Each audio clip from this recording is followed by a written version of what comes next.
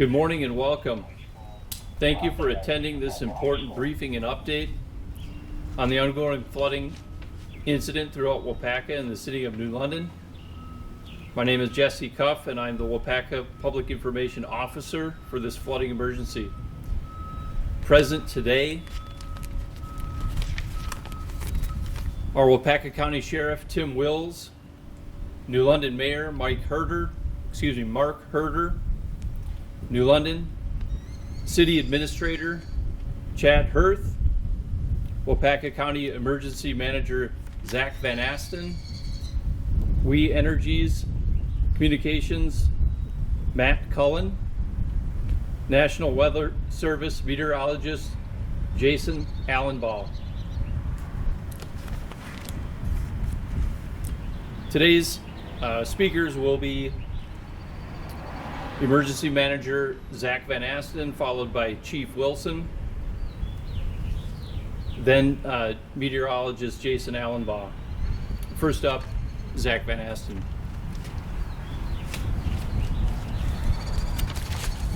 All right, good morning, everybody. The countywide flooding event is ongoing. The floodwaters remain a serious hazard throughout the county. Hazardous weather conditions are expected to continue through Saturday evening, which will continue to worsen the flooding. Saturated soil conditions are an ongoing concern due to the decreasing stability and the enhanced risk of uprooted trees and downed power lines. Power outages due to extreme weather likely arriving beginning at 4 p.m. today. These will be extending through Sunday, along with flooding and the chance of strong winds and deteriorating soil conditions increase the likelihood of widespread power outages. We Energies remains on site, working closely with emergency responders. At this time, they have secured and shut off approximately 967 gas lines out of necessity to protect public safety and maintain that system integrity. Our top priority is and remains life safety. As such, we urge the public to stay out of flooded areas, stay out of the rivers, marshes, avoid flooded roadways. Do not drive around the barricades. Stay out of the floodwaters. And additionally, we have a regional shelter set up. The Red Cross has located this regional shelter at the Hortonville High School. It's located at the high school field house, located on the east side of the campus. The address is 155 Warner Street, Hortonville, Wisconsin. Anybody impacted by the floodwaters are welcome. This has and remains a massive response effort. We continue to recognize and thank all of our emergency responders, our community members, elected officials, everybody for their preparedness, coordination. The ongoing efforts during this countywide emergency continue to be and will be stressful. Their collaboration is critical to ensuring our community safety. Residents are encouraged to monitor their local municipality's social media pages for reliable, up-to-date information, road closure, and safety information related to this flooding. Little briefing on some primary affected areas throughout the county. Ongoing right now, water is rising in Fremont.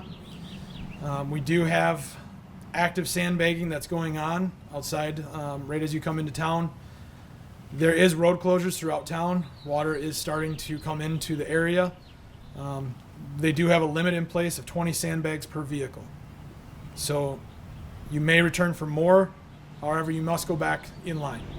So it's 20 per vehicle. Waiawega, it continues to be an active situation in the city, throughout the city and the town. So that's actively being monitored. Things are looking okay down there. Manawa, everything seems to be going good. The wastewater treatment plant is still secured. Our embankments and the necessary actions we took there seem to be holding. That water is staying where it was yesterday. Clintonville, we continue to monitor that area. I will let the National Weather Service discuss that further about the incoming weather, but there is an area of concern for water that's going to be coming from that way with the rainfall that's up there. The Big Falls Dam is continuing to hold. We don't see any issues with that right now. The water is still receded and holding. Our embankments are still in place. Everything's looking good. Again, I would just like to thank everybody, thank the first responders, thank everybody from the public, everybody who's helped out. You know, this has been a massive, massive undertaking. It's crazy the amount of support. We couldn't be more grateful for everybody that's come out, helped the sandbagging operations. You know, we were out yesterday at the park, and all those volunteers, all those people that put in that time to help. You don't realize how much you're helping everybody. You're helping the communities around you. You're helping everybody throughout the county right now. And we can't thank you enough. So we appreciate it. It's a changing situation that we can continue to deal with, you know, 1 minute at a time, 1 hour at a time. So pay attention, stay tuned for the ever-changing weather that's coming in, but around 4 o'clock today is when we're looking at the chance for possible change in weather, and that could be severe. So I'll turn it over to Chief Wilson to update you a little bit further on New London. Thank you, Zach. Some updates on some road closures for the city of New London. Traffic on Highway 54 and Shawano Street is being redirected. There will be a map posted on the Wapaka County and New London Facebook pages to keep you updated on possible alternate routes for the city.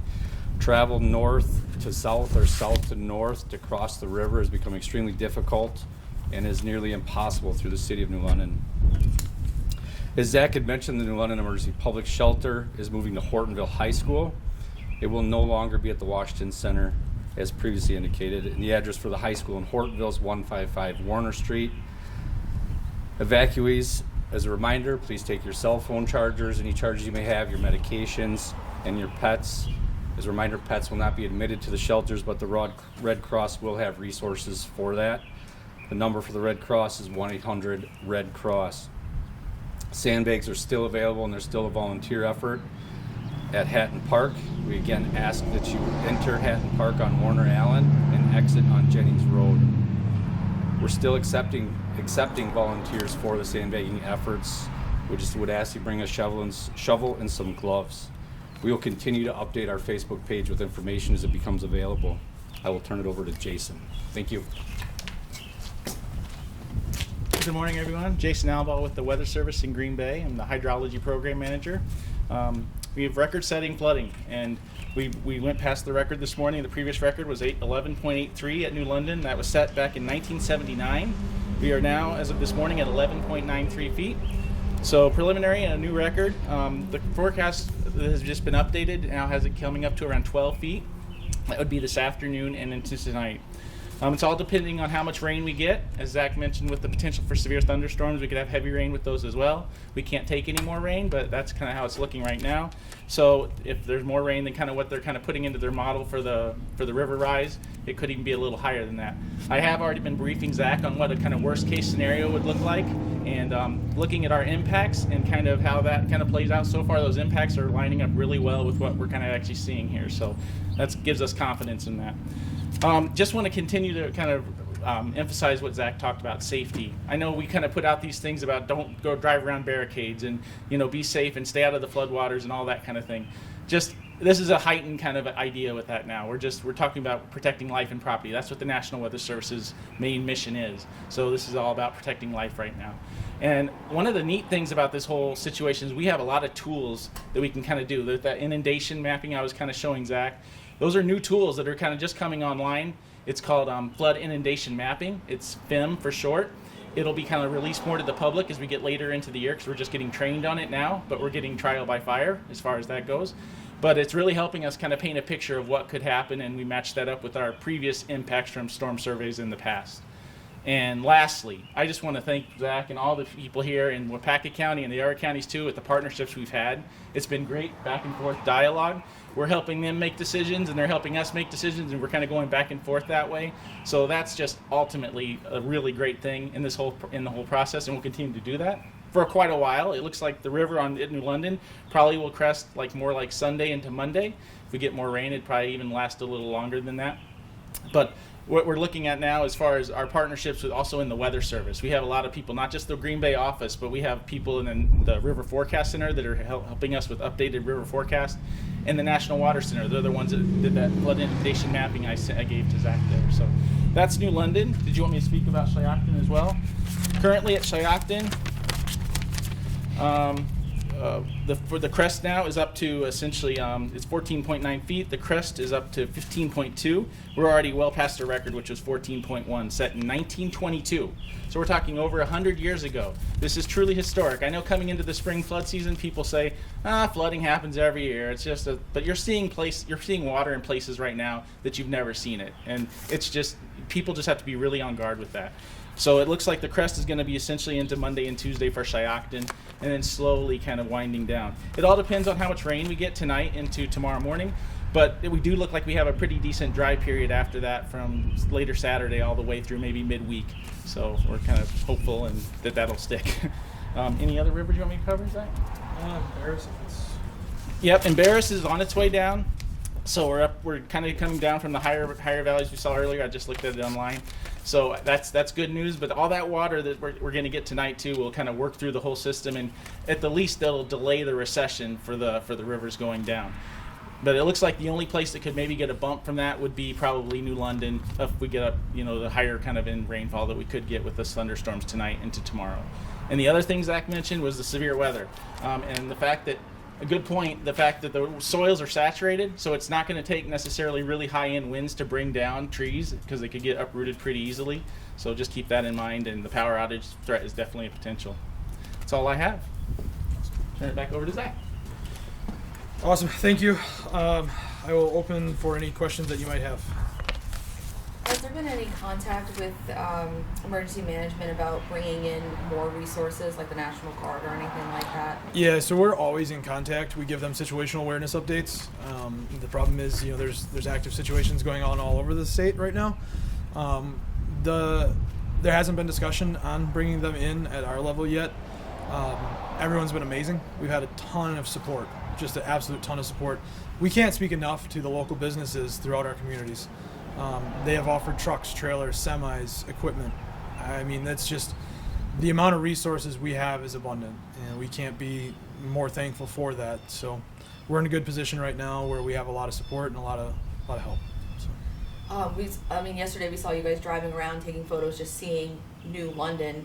Mm-hmm. What was that like, just seeing the flooding? Devastating. It's unfortunate. As you hear, these don't happen often. 100 years, that's crazy. But we try and go out every morning, every afternoon, just get a baseline of where we're at. We go out as early as 4 in the morning and try and see, hey, where are we at right now, and look at it later to see that progression. We got to continue to keep monitoring it and dealing with it as it changes. So unfortunately, it goes up. As we did a briefing this morning in our incident command center, that water rose up another half an inch. So. For those who choose not to evacuate and are going to stay home and stick it out or anything, what would you tell those people to get out, essentially? Because this is... at this point now, there's homes that it's hard to get to. We put those evacuation orders in place for a reason. We want you to go to safety. We want you to go to higher ground. At this point, and as of yesterday, we were actively working to evacuate people that did not leave. They called for help, and we have to go. We have to be able to try and help them.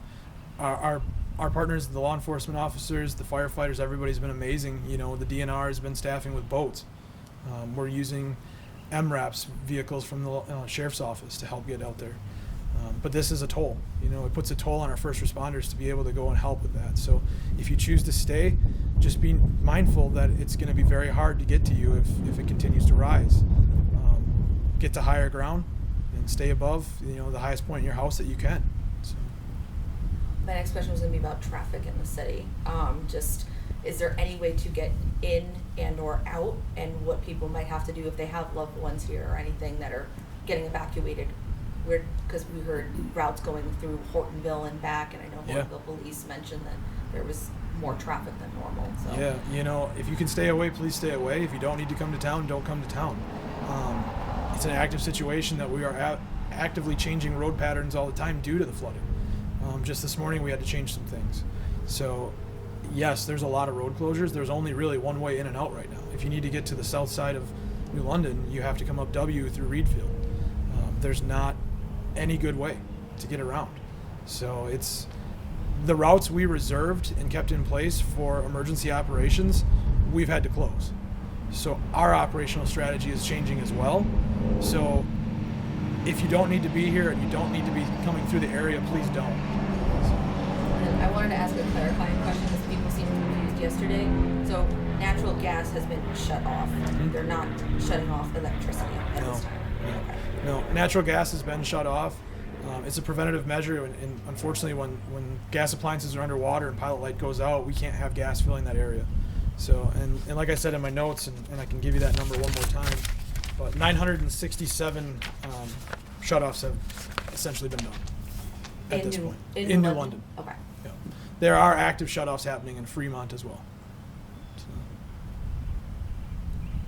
How are the people that you're dealing with taking it? I mean, are they getting like frustrated that they can't get in and get back to normal? yeah, I mean, anytime you disrupt, normal life, things are going to get a little frustrating. But overall, everyone's been extremely supportive. Everyone understands. I think we're all in the same boat here.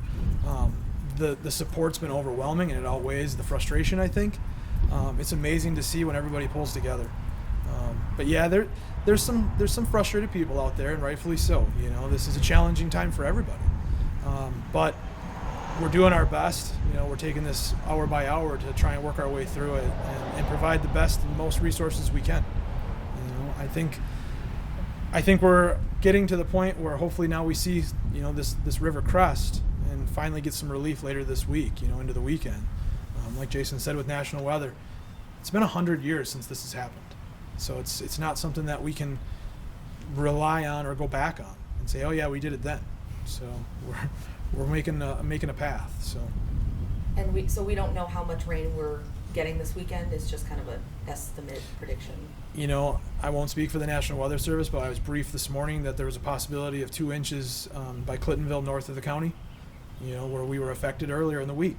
Clintonville, Marion, Big Falls is looking like an area that could get 2 inches of rain.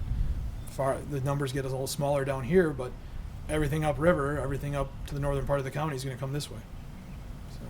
Do you know how fast the water moves in terms of if they get 2 inches up there, when are you going to be affected down here? I mean, I could hear to Jason on that a little bit, but. Yeah, I think essentially it's a little. Oh, yeah, sure. The speed of how the water comes down the river is definitely faster than it is, than normally, because now things are so saturated. So it can't really infiltrate. It just kind of comes down fairly quick. So we saw that kind of with the crest at kind of Royalton and how it worked its way down to Manawa and caused the issues there. So it's pretty quick just because things are so saturated right now.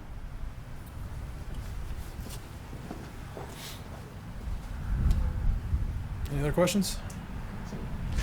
Awesome. Okay, I'll turn it back over to Jesse, and appreciate your time. So once again, thank you everyone for coming out. At the top of the briefing, I did fail to mention we do have Chief of Police Josh Wilson, Wilson. He is present here today, and he did speak to you. He was the second speaker. So once again, thank you everyone for being here and getting the word out and for this critical information out to the community. And thank you again to our community for bearing those inconveniences and working with us. Keep an eye on our social media. Keep up to date, and everyone stay safe. Thank you.